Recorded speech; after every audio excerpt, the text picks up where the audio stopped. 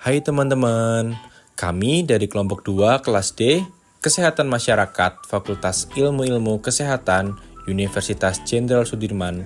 Kami akan menayangkan video edukasi mengenai struktur dan fungsi sel. Sebelum masuk ke dalam materi, izinkan kami untuk memperkenalkan diri terlebih dahulu. Yang pertama, Rajif Dika Najah dengan NIM Agir 159. Yang kedua, Raden Muhammad Ageng Fatirabani dengan NIM Agir 160. Yang ketiga, Rifki Naufal Pramudita dengan NIM Agir 161. Yang keempat, Diki Wahyu Putra dengan NIM Agir 171. Oke, pernah nggak sih nih kalian mikir, apa sih yang bikin tubuh kita bisa hidup, bergerak, dan berpikir? Jawabannya ada di sel, unit terkecil kehidupan. Di video kali ini, kita bakal kupas tuntas tentang sel dan organel-organelnya, dari fungsi sampai struktur lengkapnya. Oke, lanjut. Yang pertama, apa itu sel? Sel adalah unit struktural, fungsional, dan hereditas terkecil pada semua makhluk hidup. Semua aktivitas kehidupan seperti metabolisme, pertumbuhan, reproduksi, dan respon terhadap rangsangan terjadi pada tingkatan sel. Menurut teori sel, semua makhluk hidup tersusun atas sel. Sel merupakan unit terkecil yang menjalankan fungsi kehidupan dan semua sel berasal dari sel sebelumnya. Yang kedua, ada jenis-jenis sel. Secara umum, sel terbagi menjadi dua, yaitu yang pertama, sel prokaryotik, yaitu sel jenis ini tidak memiliki membran inti, sehingga materi genetiknya berada di nukleoid. Strukturnya sederhana, ukurannya kecil, dan biasanya ditemukan pada bakteri archaea. Yang kedua, ada sel eukaryotik. Sel ini memiliki membran inti yang jelas dan organelnya yang lengkap. DNA tersusun dalam kromosom linear dan ukurannya lebih besar. Contohnya pada sel hewan, tumbuhan, jamur, dan protista. Di dalam sel eukaryotik inilah kita menemukan organel-organel penting yang bekerja sama menjalankan fungsi kehidupan. Yang ketiga ini ada fungsi sel.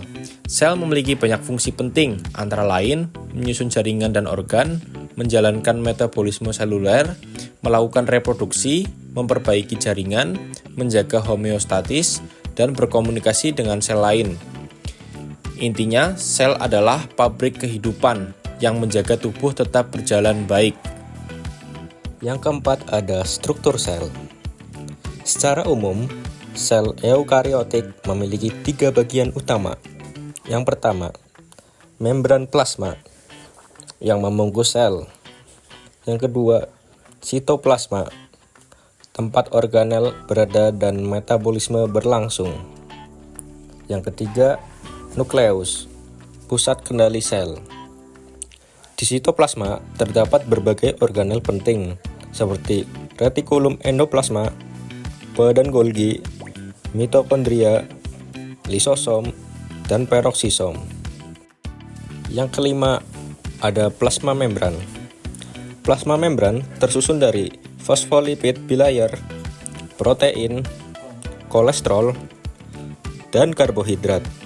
Fungsi utamanya yaitu mengatur keluar masuk zat, melindungi isi sel, tempat reseptor menerima sinyal, menjaga bentuk dan integritas sel. 6. Nukleus. Nukleus adalah pusat kontrol sel yang mengandung DNA dalam bentuk kromatin dan nukleolus.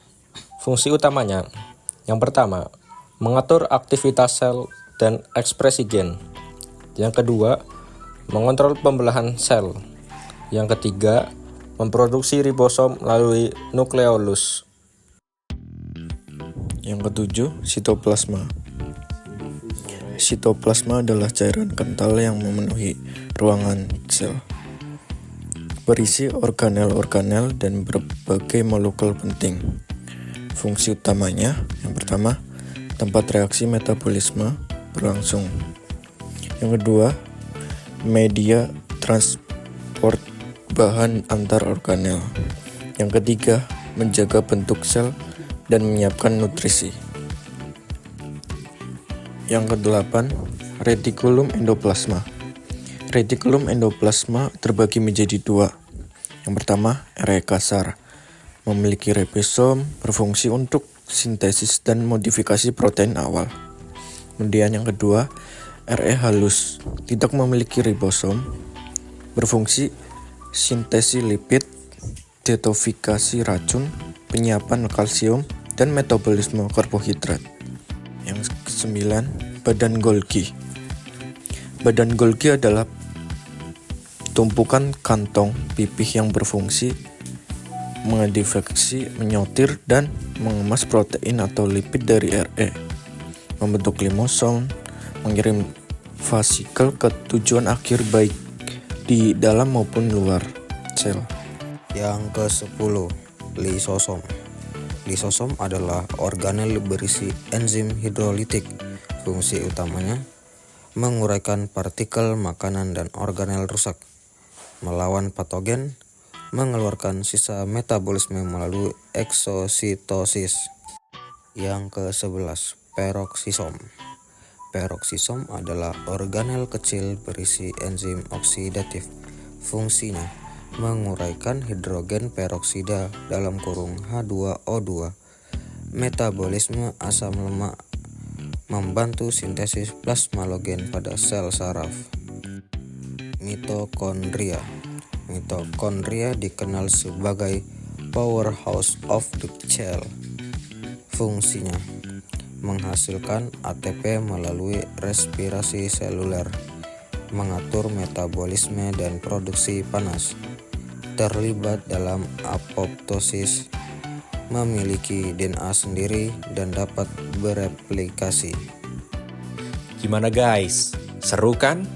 Jadi sel itu tuh bener-bener mini universe. Dan juga tiap organelnya punya peran yang spesifik, tapi saling kerjasama. Semoga kalian makin ngerti dasar kehidupan dari tingkat seluler ini. Mungkin cukup. Terima kasih.